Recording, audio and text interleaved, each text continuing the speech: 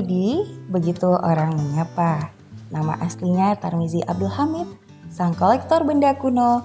Di kediamannya terdapat 593 kotak manuskrip kuno dan sejumlah benda peninggalan sejarah lainnya. Manuskrip kuno sangat penting untuk dipelajari terutama kaum milenial. Tujuannya untuk memperkuat ideologi kecintaan terhadap tanah kelahirannya sendiri dan mencintai kekayaan dan budaya Nusantara. Tutur Cik Midi di rumah manuskrip Aceh miliknya di Banda Aceh, Sabtu 28 Mei 2022. Disebutkannya di Aceh masih banyak terdapat benda peninggalan bersejarah yang perlu dipelajari dan dilestarikan. Jika tidak, benda-benda bersejarah itu akan lapuk dimakan waktu. Sejumlah manuskrip dan benda kuno yang dikoleksinya itu tak diperoleh begitu saja. Tarmizi rela merogoh sakunya sendiri untuk mendapatkan benda itu. Di manuskrip itu terkandung pengetahuan sejarah, adat, kebudayaan, dan kearifan lokal yang penting untuk dipelajari, pungkas Cik Midi.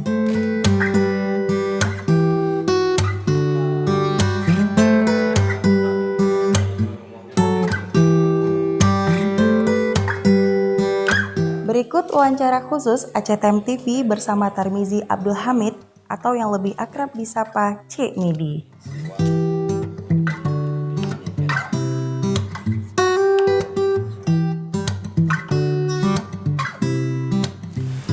Tujuan kita kumpulkan manuskrip ini adalah untuk mencerdaskan anak-anak bangsa kita sendiri, bangsa Nusantara, terutama anak-anak Aceh, agar lebih tahu dari produk budaya masa lalu hingga mereka sekarang bisa memanfaatkan secara ilmu pengetahuan. Secara nilai budaya apa yang terkumpul dalam rumah ini adalah sangat tinggi, nilai historis dan sejarah Aceh ini sangat tinggi. Artinya yang selama ini kita berbicara masalah sejarah Aceh, kita dapat membuktikan lewat artefak-artefak yang masih otentik yang kita khususkan bagi orang-orang pemburu ilmu pengetahuan dan informasi terhadap budaya-budaya masa lalu yang telah ditulis, yang telah dikaryakan oleh para ulama-ulama atau intelektual Islam pada masa kerajaan Aceh Darussalam pada era tersebut.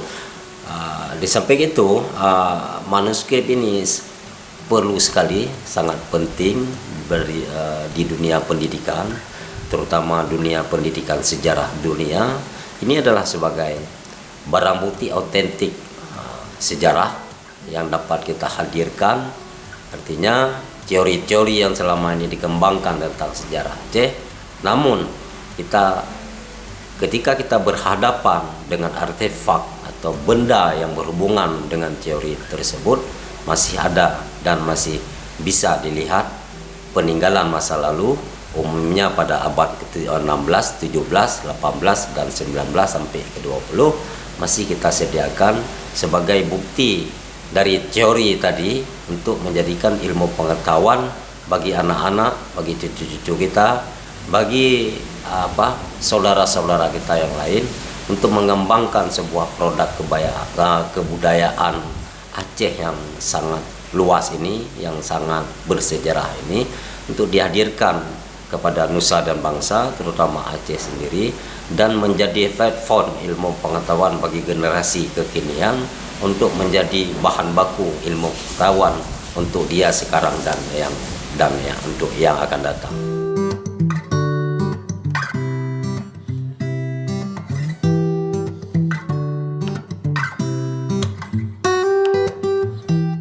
Secara milenial untuk mempelajari manuskrip dia tidak begitu mudah, tidak begitu saja ya, karena untuk mempelajari manuskrip ini harus ada dasar dulu dari Arabnya, dari Arab Jawanya, harus memang ada dasar tersendiri dia dari Dayak atau pesantren ya, untuk melanjutkan untuk mempelajari ini.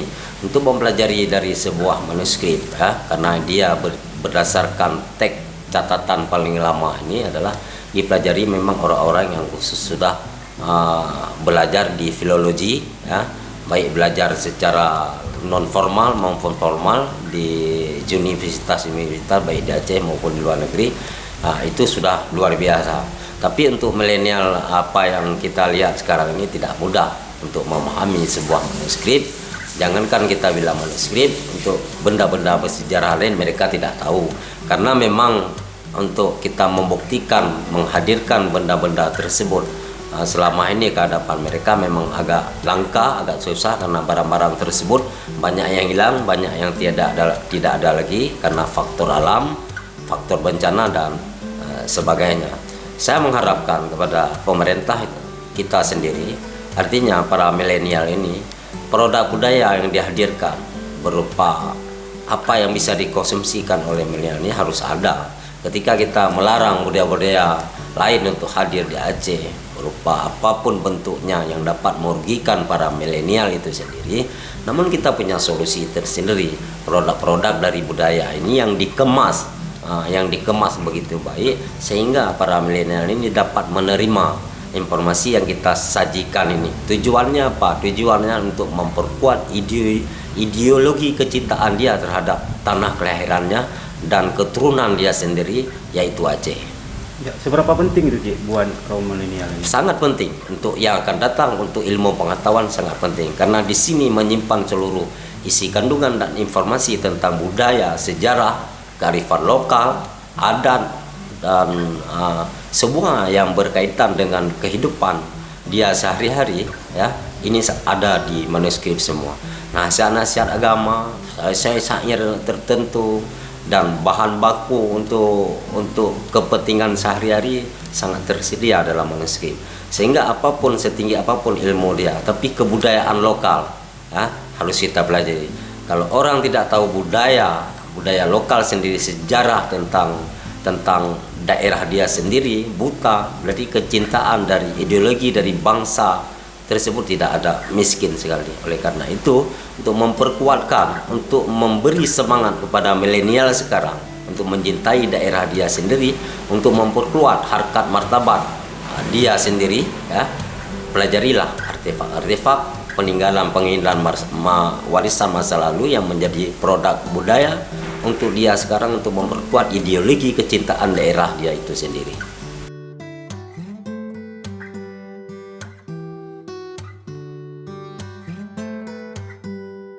Saya mengkoleksi benda-benda ini, terutama manuskrip itu sendiri, sejak awal tahun 1995 hingga sekarang, ya. Jadi bentuk inilah yang dapat kita hadirkan karena kita mempunyai biaya dan anggaran dari pribadi kita sendiri. Jadi ini yang dapat kita hadirkan, ini yang kita dapat persembahkan buat orang-orang Aceh, anak-anak kita di Aceh, ya. Ini sebagai tanggung jawab untuk penyelamatan benda warisan ini, sebagai tanggung jawab kita semua, untuk kita memberi suatu pemahaman lewat benda-benda langsung kepada mereka. Semoga dia tidak melupakan begitu saja apa yang telah diproduksikan oleh para leluhur kita masa lalu, sehingga menjadi bahan baku produk budaya untuk kita sekarang ini, lebih untuk mencintai daerahnya lewat peninggalan-peninggalan. Jadi ketika peninggalan ini tidak ada, mereka tidak mempunyai bukti nyata untuk kita berikan alasan kepada dia bahwasannya Aceh ini kaya, Aceh ini hebat, Aceh ini terkenal dengan sejarah, dengan histori, peradaban Islam yang sangat tinggi. Tapi kita tidak bisa memberi suatu bukti kepada mereka benda-benda yang dikatakan sebagai pernak-pernik peradaban Islam ini punah dari Aceh. Oleh karena itu, apapun bentuknya, bagaimanapun rintangannya yang akan datang, ya, bagi kita sendiri tetap menyelamatkan ini. Dan kita harapkan para remaja, milenial, mahasiswa dan peneliti agar lebih mengkaji, lebih mendalam lagi tentang kehadiran benda-benda histori ini, ya, untuk menjadi produk budaya baik daerah maju maupun tidaknya. Artinya di sini suatu event, suatu kekayaan khasanah bangsa yang paling berharga adalah produk budaya. Tanpa produk ini mereka akan miskin. Karena negara dimanapun berada, bagaimanapun kemajuan sebuah negara tetap didasari oleh warisan-warisan leluhur masa lalu.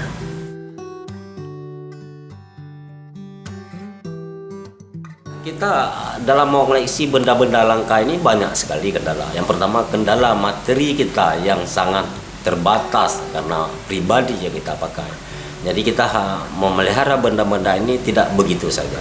Jadi di sini butuh perawatan, butuh tempat penyimpanan, butuh alat-alat penerang, butuh media untuk kita publikasi, buku cetak seperti ini, ya. Buku cetak seperti ini, kajian-kajian. Jadi sangat butuh untuk melahirkan sebuah publikasi yang bisa diterima oleh anak-anak kita nanti. Jadi dalam hal ini pemeliharaan baik sekarang maupun yang akan datang maupun yang telah saya lakukan memang sangat berat.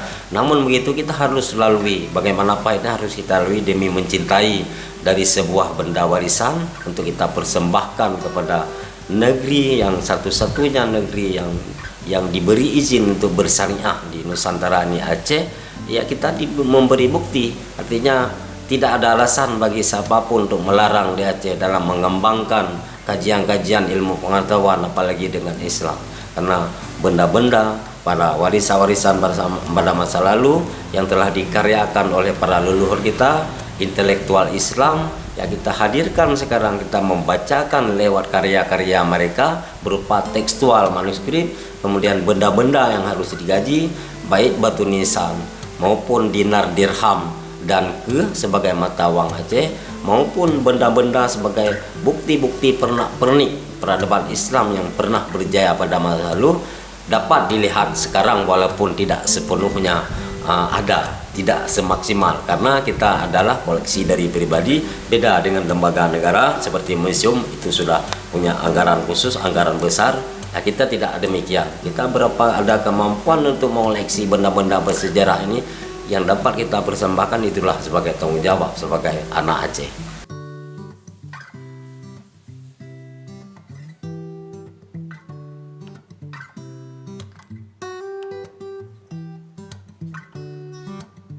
Dari Banda Aceh, Tim Liputan Aceh Time TV melaporkan.